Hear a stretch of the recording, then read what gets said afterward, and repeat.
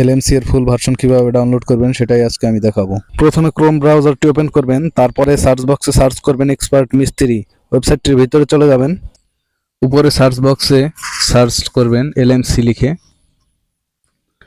এখানে পেয়ে যাবেন অ্যাপের লিঙ্ক। প্রথমে এই যে লিঙ্কটি ক্লিক করবেন, স্ক্রল করতে করতে একটু নিচে চলে যাবেন, ডাউনলোড এলএমসি এটার উপরে ক্লিক করে ডাউনলোড করে নেবেন।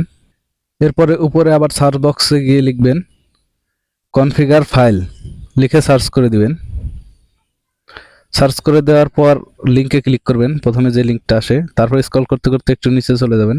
নিচে আসার পরে দেখবেন এই যে লাল রেড এলএমসি 8 কনফিগার ফাইল, তারপরে জিমেল অ্যাড্রেস যাই থাক দিয়ে দিবেন, ওকে দিয়ে দিবেন। ওকে দেওয়ার পর এই যে এইগুলা ফাইলগুলো দেখতেছেন, এগুলো সব কনফিগার ফাইল, ফাইলগুলো সব ডাউনলোড করে নেবেন।